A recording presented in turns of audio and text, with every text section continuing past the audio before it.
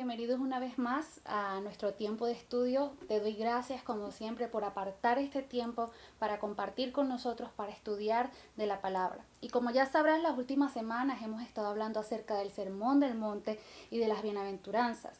Y se ha mencionado en clases anteriores que estas bienaventuranzas son el fruto de la obra del Espíritu Santo en cada creyente. Incluso el fruto del Espíritu descrito en el libro de Gálatas desentraña a profundidad todo lo que se oculta tras cada una de las bienaventuranzas.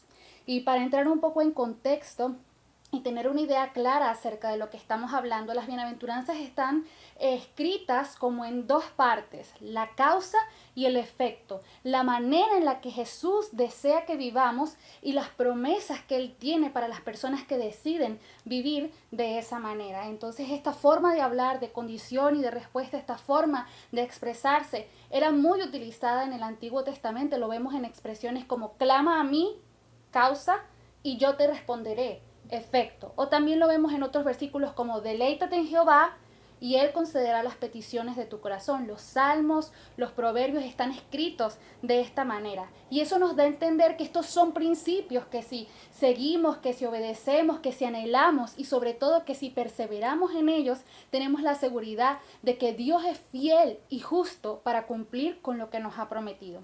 Por eso el primer punto de esta clase está titulado como bienaventurados. Porque como ya se ha mencionado en clases anteriores, la palabra bienaventurados viene del griego makarios, pero me gustaría un poco desentrañar esa palabra para darle mucho más valor a lo largo de esta clase. La palabra makarios está conformada por el prefijo mak, que se traduce como hacer largo, hacer grande, magnificar. Y cuando hablamos de este término se refiere directamente a la capacidad que tiene Dios para extender sus beneficios. Cuando hablamos de macarios o cuando hablamos de este prefijo, imagina como una lupa que magnifica, que hace que crezca aquello sobre lo cual se aplica. Entonces este término está estrechamente relacionado con la capacidad que tiene Dios para extender o hacer crecer algo. En consecuencia, todo el término macario se traduce como hacer a un creyente favorecido, alargar la bendición, hacer crecer el favor. Y bíblicamente ese término va estrechamente ligado a la fe. La bienaventuranza es producto de la fe en Cristo, y eso me gustaría que quedara claro. La bienaventuranza que corresponde tocar el día de hoy es la tercera, que dicta de la siguiente manera. Lo encontramos en el libro de Mateo, capítulo 5 y versículo 5. Bienaventurados los mansos, porque ellos heredarán la tierra. Otra versión dice, bienaventurados los mansos, porque ellos recibirán la tierra por heredad. Y al leer este pasaje de manera veloz, sin mucho análisis y considerando este adjetivo como lo utilizamos de manera cotidiana y diaria, pensé, ¿quién puede enseñar acerca de la mansedumbre aparte de Jesús? ¿Es esto posible? ¿Quién puede hacerlo? ¿Quién tiene autoridad para hablar de la mansedumbre? Si analizamos mansedumbre como un término o como el término con el cual lo utilizamos diariamente. Y dije, es imposible. Pero sin embargo, mientras estudiaba, fue un placer y un deleite para mí descubrir que la raíz de lo que se oculta tras esta palabra va mucho más allá de lo que tú y yo podemos considerar. Entonces, según el diccionario de la lengua española y castellana, la palabra manso se define como que no ataca ni actúa con agresividad, sino que se muestra dócil. En el caso de los animales, por ejemplo, que se deja tomar o acariciar, que es sosegado, tranquilo, apacible, gentil, domable. Y precisamente por este concepto, que quizás es el que manejamos más comúnmente, es difícil imaginar que cualquier creyente, que cualquier discípulo se haya mostrado en plena mansedumbre ante las adversidades, ante los escenarios difíciles de la vida. Entonces, teniendo en cuenta que la mansedumbre no es solo algo que se ejecuta en acciones o en palabras, ¿sí? Cualquiera de nosotros puede ser manso si solo se tratara de palabras o de expresiones. Pero cuando Jesús habla de mansedumbre, habla de una condición del corazón. ¿Pero por qué, me dirás tú? Porque Jesús siempre se preocupó por enseñarnos que no solo importaba lo que hacíamos, sino cómo estaba nuestro corazón al momento de hacerlo. Entonces, leyendo y estudiando, descubrí que la palabra que se usó en el original, tengamos en cuenta que el libro de Mateo se escribió en arameo, pero la traducción más cercana es la del griego. Teniendo en cuenta la palabra original, descubrí que es una palabra que no tiene definición en el español o en el inglés. No existe traducción para esta palabra que se utiliza, bienaventurados los mansos, sino que hay términos que se le asemejan, hay términos que lo acompañan. Es por eso que esta bienaventuranza varía mucho de acuerdo a las versiones. Por ejemplo, como leímos ahora, la Reina Valera dice bienaventurados los mansos, pero hay otras versiones que dicen bienaventurados los gentiles, los humildes, los de espíritu dulce, los de corazón amable, los que tienen autocontrol. Y si nos ponemos un poco quisquillosos, podemos encontrar conjeturas con todos estos adjetivos, pero realmente la humildad o la gentileza pueden variar de acuerdo a la situación en la que se proponga. Entonces mi pregunta es, ¿qué quería decir Jesús cuando nos pedía que fuéramos mansos? ¿Qué realmente había oculto detrás de eso? Entonces el segundo punto de esta clase, para ti que estás tomando notas, es los mansos. El término griego que se utiliza en este caso para la palabra mansos es praus, que en español, como ya te dije, se traduce como manso, agradable, gentil, mansedumbre, etc. Los lexicógrafos, en este caso, son los que se encargan un poco de generar los diccionarios, de encontrar la definición de una palabra en un idioma y trasladarla a otro. Se hallan con mucha dificultad a la hora de traducir esta palabra. Lo busqué en la concordancia de Strong, lo busqué en otras concordancias del griego y todos coincidían en que es muy difícil trasladar esa palabra del original al español de hoy en día. Simplemente no existe una traducción. La partícula pra significa mucho más que manso. Y es allí donde me maravillaba. La mansedumbre bíblica, como quizás tú y yo podamos ver la mansedumbre normal, la mansedumbre bíblica no es debilidad, sino que se refiere a ejercer la fortaleza de Dios bajo su control, demostrando poder sin excesiva dureza. Y como te decía, el término en español o en inglés carece de esta dualidad, porque realmente lo que la mansedumbre en su original quería decir era esa convergencia entre la dulzura y la fuerza. Y lamentablemente en nuestro idioma no hay una palabra que la pueda definir en su plenitud. Entonces la tercera bienaventuranza deja perplejas a muchas personas, en parte porque no terminamos de entender muchas veces en qué contexto se aplica esta humildad o en qué contexto hay que ser más manso. Hay que ser manso ante todas las circunstancias, hay que siempre dejarnos amilanar por las situaciones, hay que siempre mostrarnos gentiles ante todo. Es difícil de comprender esta bienaventuranza. ¿Por qué? Porque quizás muchos suponemos que el término manso significa débil, falto de valor, falto de iniciativa, que se reserva su opinión, que siempre pone la otra mejilla. Eso es lo que quizás viene a nuestro pensamiento. Pero la perspectiva bíblica es otra. La perspectiva bíblica, te repito, es poder bajo control.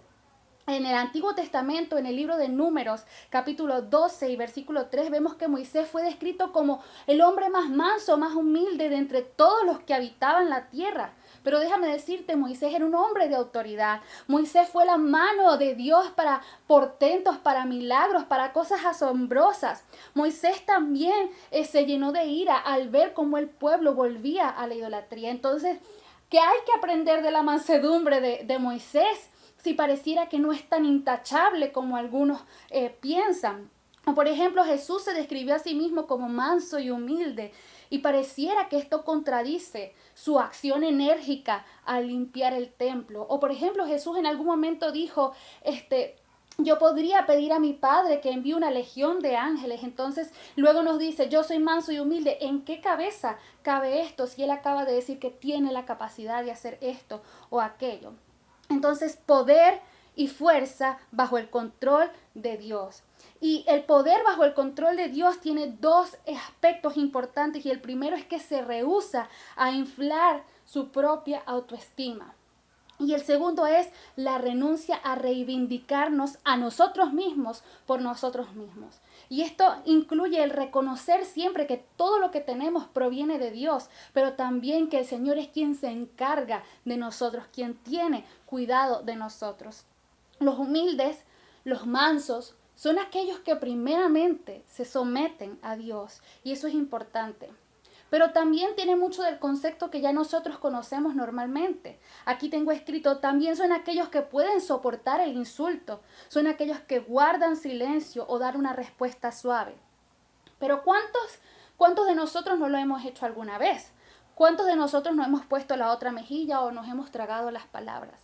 Pero el principio de esta bienaventuranza es que la mansedumbre verdadera radica en el corazón. Cuando pones la otra mejilla o cuando te reservas alguna respuesta o cuando no continúas en una discusión, ¿qué hay en tu corazón? ¿Realmente hay mansedumbre en tu corazón o hay arrogancia en tu corazón porque te consideras superior al que te está atacando? Entonces, muchas veces podemos demostrar mansedumbre como una máscara, como una pretensión de que somos los más tranquilos, de que somos los más gentiles y nuestro corazón realmente está encendido.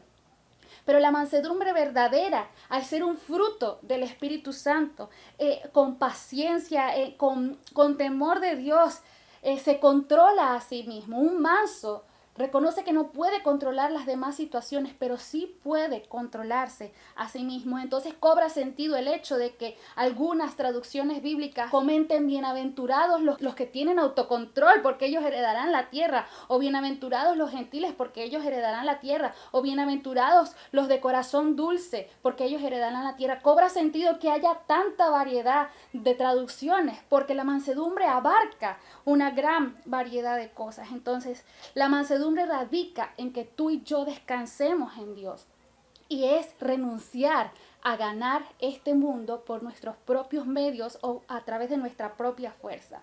Y por eso es bienaventurado el manso, porque encuentra gloria en su corazón al saber que está haciendo lo que Dios desea y no lo que este mundo espera que él haga. Sí es, por eso hay gozo en su corazón, por eso es bienaventurado. Porque lo normal es que si alguien te difama, tú te defiendas. Que si alguien te hace algo, tú respondas. Que si alguien te ataca, tú te defiendas. Eso es lo correcto ante el mundo. Pero lo correcto ante Dios es esperar en su voluntad. Esperar que Él obre con un corazón amable y con un corazón gentil. Entonces, es curioso que las primeras dos bienaventuranzas, por ejemplo, conlleven un sentido plenamente interno y muy mezclado en nuestra relación íntima con Dios. Dios y yo. Pero esta tercera bienaventuranza pone a prueba nuestra relación con Dios a través de nuestra relación con las personas, nuestro corazón hacia las personas, pero también principalmente nuestro corazón hacia Dios. El punto de vista humano es: consigue honor, consigue confort, todo lo que quieras con tus fuerzas, tus recursos, tus habilidades, tus favores, tu razonamiento, tu posición, tu dinero, sea bueno, humano o malo. Usa lo que tengas a tu mano para hacerte un nombre, usa lo que tengas a tu mano para alcanzar una posición, usa lo que tengas a tu mano, sea bueno o malo, para defenderte, usa lo que tengas a tu mano. Ese es el punto de vista humano. Pero el punto de vista de Dios es: dispón todas las cosas para el reino, dispón tu vida para el reino y no busques tu propia gloria o tu propia venganza, sino confía en que Dios está por ti. En Mateo 11:25 en adelante, Jesús literalmente nos expone su potencia y nos habla acerca de su relación maravillosa con el Padre. Y una de las cosas que dice es: todas las cosas me han sido dadas por el Padre. Así es uno de los trozos de este capítulo, pero ese capítulo culmina diciendo: aprendan de mí que soy manso y humilde. ¿En qué cabeza cabe esta mansedumbre o esta humildad si Jesús acaba de decir: todo me ha sido dado por el Padre? Pareciera que hay una contradicción. Jesús dice: venid a mí todos los trabajados y cargados y yo os haré descansar. Llevad mi yugo sobre vosotros y aprended de mí que soy manso y humilde. Aprendan de mí, ¿por qué? Jesús dice: vengan a mí los que están agotados de luchar, vengan a mí los que están cansados de defenderse, vengan a mí los que están cansados de trabajar, los que están cansados de luchar con sus propias fuerzas y no ver resultado. Aprendan de mí. Jesús está diciendo: porque yo descanso en el plan de mi Padre. Descansen en mí. Esa es la mansedumbre, reconocer que nuestro lugar de descanso es Cristo y no nuestra propia fortaleza. Jesús dice: yo soy manso y humilde porque tengo la capacidad de forzar, de arrasar, de implantar mi reino con violencia, de saltarme toda la prueba que ha de venir, y aún así lo soporto con mansedumbre. Sí, ser mansos consiste en no resistirnos a la oposición del mundo, sino sufrirla voluntariamente tal cual como Jesucristo lo hizo. Jesús también nos enseñó, en el mundo tendréis aflicciones, pero confíen, yo ya he vencido al mundo. No tienes que vencer el mundo tú. Jesucristo ya venció, descansa en Él ya lo ganó por ti. Y en eso se muestra nuestra mansedumbre hacia Dios, en reconocer que de Él provienen todas las cosas, ¿sí? Es oponernos a solucionar todo conforme a nuestra fuerza, sino que en obediencia a Dios soportamos. Prácticamente Jesús nos quiere decir, no se amolden a este mundo, porque si se conforman a este mundo, van a ganar este mundo, pero pierden mi reino. Confórmense conmigo, estén conmigo, fíjense en mí. Y aquí tengo escrito, es renunciar a ganar este mundo para heredar la tierra. Es renunciar a ser aplaudidos ahora para recibir el gran aplauso después. Otro de los términos que fortalecen la definición de mansos es misericordia. Sí, te digo que es un término que está conformado por muchas palabras que tú y yo conocemos, porque también implica tener toda la autoridad o la capacidad de ejercer una acción, producto quizás de la ira o producto quizás de una posición de autoridad en la que estemos en un momento determinado y saber contenerse por amor.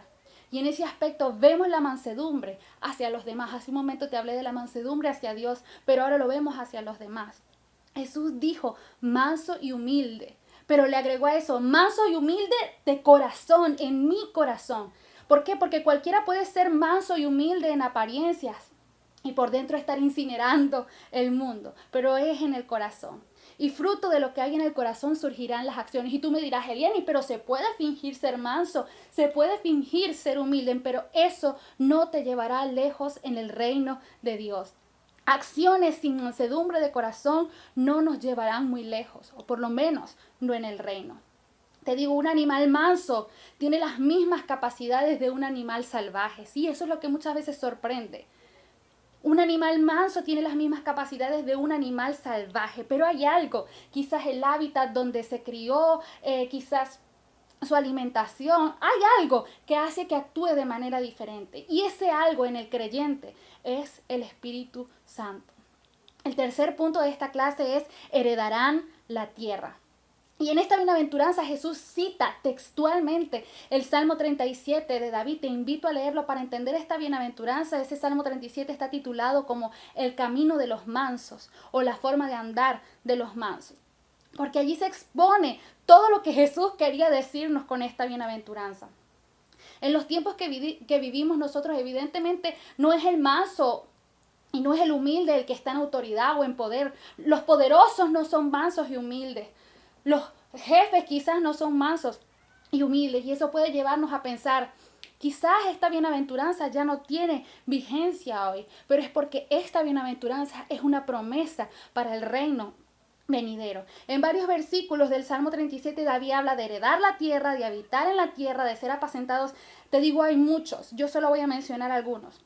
Pero en todas las ocasiones que lo menciona, siempre viene precedido por una condición similar a bienaventurados los mansos, porque ellos heredarán. Por ejemplo, el versículo 9 dice, los malignos serán destruidos, pero los que esperan en Jehová, heredarán la tierra. Consecuencia, resultado, efecto. El versículo 11 literalmente dice, pero los mansos heredarán la tierra, ya nos los había dicho Jesús, y se recrearán con abundancia de paz. El versículo 18 dice, conoce Jehová los días de los justos o de los perfectos, y la heredad de ellos será para siempre. Cuando venga a tu mente creer que no vale la pena ser manso porque parece que triunfan son los que son malos, los perversos, entonces recuerda, Jehová conoce los días de los justos, Jehová conoce los días de los mansos. Él conoce nuestros días, Él está atento a nuestras acciones y nos va a recompensar conforme a ello. Aun cuando veamos que el manso o el humilde no prospera en este siglo, no prospera en este tiempo, Dios conoce a los suyos. Entonces, la mansedumbre que se aborda en esta bienaventuranza no es simplemente un adjetivo. Manso, los que lloran, los pobres de espíritu, no, es una condición del corazón. Y esa condición es la condición del que espera en Dios, La condición del que es humilde y no desecha lo que es, soy el peor de todos, no, sino que reconoce que todo proviene de Dios. La condición del que no lucha en sus propias fuerzas, la condición del que no condena a otros porque sabe que ya él ha sido justificado. La condición del que ejerce poder o autoridad bajo el control de Dios, los pastores, los profetas, los que tienen llamado, los que son ministros, que ejercen poder o autoridad bajo el control de Dios. La condición del que soporta en silencio porque sabe que sus días son conocidos por Dios. Es una condición del corazón. Entonces, bienaventurados los humildes, bienaventurados los que esperan, bienaventurados los pacientes, bienaventurados los mansos. Bienaventurados los que confían en el Señor. Pero para todo esto necesitamos fe, necesitamos fe, necesitamos fe. Fe para mantenernos íntegros en un mundo de mentira, en un mundo de falsedad, en un mundo de perversión, de maldad.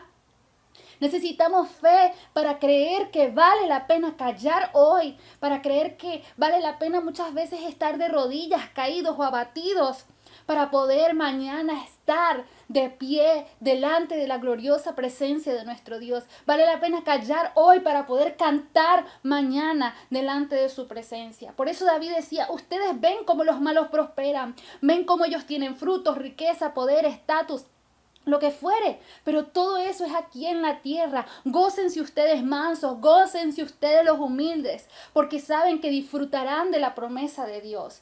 Pero no solo en el reino venidero, sino que aquí encontramos ese versículo tan famoso que dice, no he visto justo desamparado ni su descendencia que mendigue pan.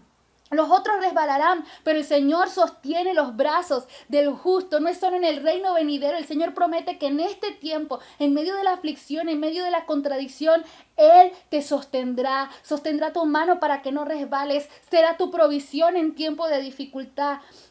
Él promete que mientras estés en esta tierra, Él no soltará tu mano, no te dejará desfallecer. Entonces, los mansos en medio de este mundo verán la fortaleza y el sustento de Dios. Pero en el reino venidero, esos que han dejado que Dios pelee por ellos, heredarán todo aquello a lo que alguna vez renunciaron. Entonces, como esto de ser manso suena interesante, yo me pregunto cómo nos convertimos tú y yo en personas mansas y humildes. Y déjame decirte, solo el Espíritu de Dios puede quebrantarte para hacerte manso y humilde.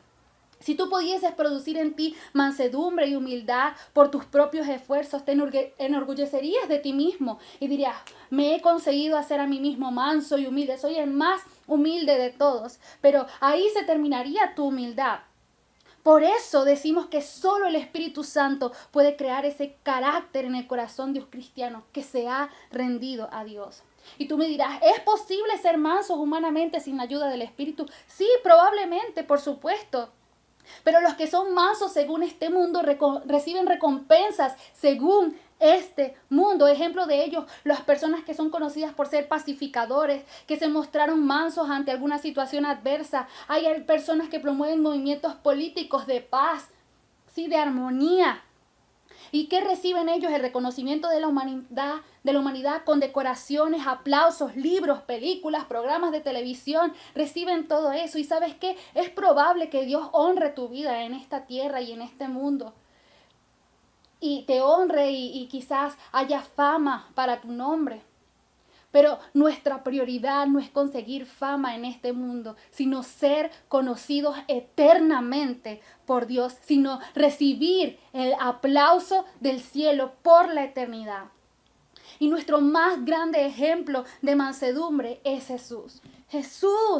Jesús es el más grande ejemplo de mansedumbre, porque siendo el león de la tribu de Judá, vino a este mundo como el cordero que quita el pecado del mundo. Es el corazón del cordero el que vino por nosotros. Es el corazón manso de Jesús el que soportó la prueba. El corazón manso de Jesús llevó el peso de la cruz. El que teniendo toda la autoridad para condenarnos, prefirió darnos palabras de consuelo y de perdón.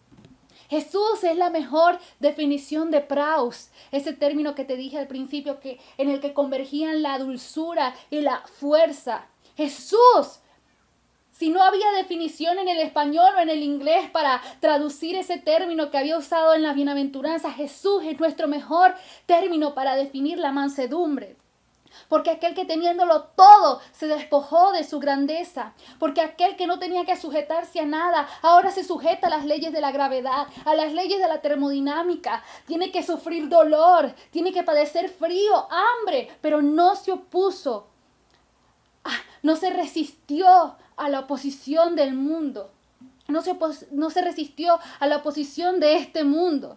¿Sí? Se despojó de su grandeza y dice la Biblia, y no estimó por mucho el ser igual a Dios y se humilló hasta lo sumo, sino que se humilló hasta lo sumo. Es el corazón manso de Jesús. Por eso Él dice con toda autoridad, aprendan de mí que soy manso y humilde en mi corazón. Jesús no fue manso y humilde con arrogancia porque sabía que era el Todopoderoso. Aprendamos de Jesús y gocemos de la bienaventuranza. Él dijo, bienaventurados los mansos, porque ellos heredarán la tierra.